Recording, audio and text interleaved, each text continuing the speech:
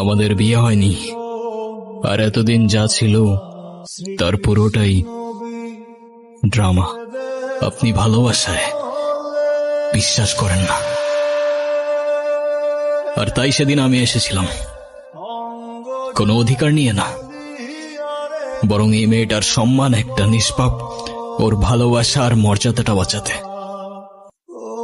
আর হ্যাঁ, আমি ওর কিছুই না, আমাদের মাঝে কিছুই নেই।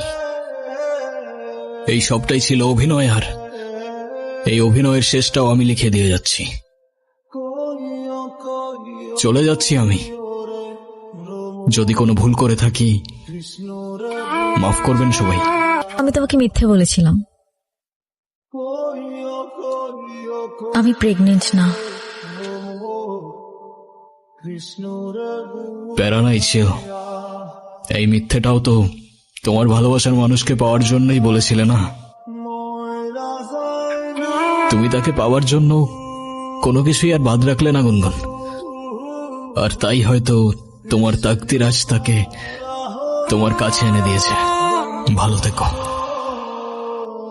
আমি তো শুধু অভিনয়ের নামে এসেছিলাম, এখন অভিনয় করতে করতে যে আমি তোমার পরিবারের মায়ায় পড়ে যাব সেটা আমি বুঝতে পারিনি। এই আতিফ ছেলেটাকে আমি যত দেখছি ততই যেন মনে হচ্ছে ওর চোখে মুখে অনেক কথা আছে, কিন্তু কথাগুলো মুখ দিয়ে বলছে না। ভালো মানুষ চোখেই কথা বলে, মুখে বলে না। সব ঘাটের মরারে পাত্তা দাও না বুঝলাম, কিন্তু কোন ঘাটের মরারে পাত্তা দাও সেটা তো বুঝলাম না। কথার ভুল ধরবেন না কইলাম। এমন লাফাইতে থাকলে বেশি দিন টিকবেন না। কথায় আছে না, পিপিলিকার ডানা গজায় মুড়িবার তরে, বেশি উঠলে আগুনে পুরো ছাই হয়ে যাবে। যে পিপিলিকা আগুনে ডানা মেলে ভাই, সে কিন্তু আগে বুঝে নাই আগুনটা কার হাতে আছে। তো সাবধানে থাইকো, আগুনটা আবার এদিক ওদিক লেগে গেলে পরে তো আবার নিজেই সামলাতে পারবে না ভাই। ফিরেছ ঠিকই, কিন্তু ফিরেছ নিজের জন্য, ভালোবাসার নামে নিজের স্বার্থ নিয়ে।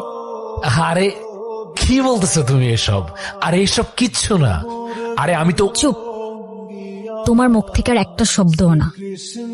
আজ আমার নিজের উপর রাগ হচ্ছে। আমি তোমাকে ভালোবেসেছিলাম। তুমি জানো আমি তোমার জন্য কি কি করেছি? তোমার জন্য আমি আমার ইচ্ছের বিরুদ্ধে গিয়ে আমার ফ্যামিলির সাথে মিথ্যে নাটক করেছি। আর আতিফ, তার তো আমার কাছে কোনো চাওয়া পাওয়া ছিল না, তবু আমার জন্য, আমার সম্মানের জন্য সে এই বাড়িতে এসেছে।